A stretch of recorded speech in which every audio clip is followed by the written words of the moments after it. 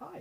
Last week's Friday night film was Luc Besson's epic sci-fi adventure, Valerian and the City of a Thousand Planets. Um, it's based on a French graphic novel series, Valerian and Laureline, massively popular and a huge influence on him. Apparently it was a big inspiration for The Fifth Element, and now he's finally been able to realise his dream and bring it to the screen. And when it came out, it was a huge bomb. It's an outer space action adventure about two interstellar secret agents, Valerian and Laureline, on a mission to investigate a strange dark zone in the centre of Alpha Station, which is the hub of the meetings of all interstellar races far in the future. And it turns out there's a whole conspiracy going on, and there's all kinds of stuff. You can tell I was really involved in it. The problem with the movie, and you've probably been able to guess what it is so far, it's completely uninvolving. Everything's really alien. We're never really given any proper understanding of what's at stake, of why any of what's happening actually matters. There are some aliens who've had their home destroyed, and they're carrying on surviving, and they need these things in order to survive. And there's all kinds of other crazy space stuff. There's an interdimensional market that you can visit, but you have to wear special VR goggles or something. I didn't really understand it because it wasn't properly explained. The acting is poor. Dane DeHaan plays Valerian, and he's doing an impression of Keanu Reeves throughout. And that's not a joke about the quality of his acting. He's doing an impression of Keanu Reeves. And Dane DeHaan is not that great an actor, and he also has form for making bad movies, because he was in A Cure for Wellness, which was also not very good.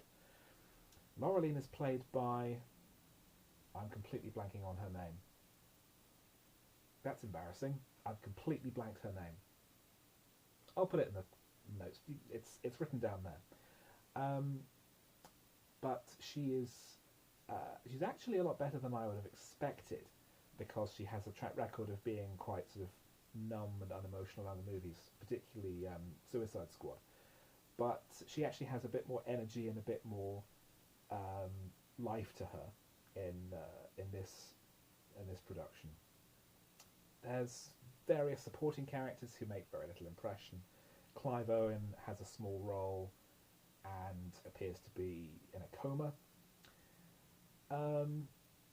The one thing about the movie that really stands out as being notable and interesting and worthwhile is the opening sequence, which tracks space travel from 1975 up into the far future, where we have the first meeting between Soviet and American astronauts in space, and then as we track forward into the future, other nations coming into space and meeting above the Earth in the spirit of friendship, and the handshake becomes a recurring motif until aliens arrive for the first time, and humanity greets aliens for the first time, and again the handshake. And it's this ongoing story of humanity befriending other races throughout the galaxy as the International Space Station expands and eventually drifts off into the universe.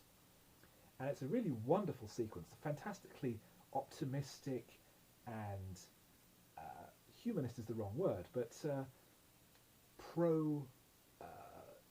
sapient life, perhaps, that we can all come together in the spirit of friendship, regardless of how many limbs we have, or how many mucus sacs we transport within us. And it's a wonderful sequence. And there's even a cameo by Rutger Hauer as the President of Earth. And then we have the title of the movie, and then we have to get on with the boring space stuff. And the rest of the movie is fantastically boring. So it's a pity that the highlight's the first 5 minutes. So I'd recommend watching that, and then when the film's title actually comes up, then you can turn it off, because best part's over.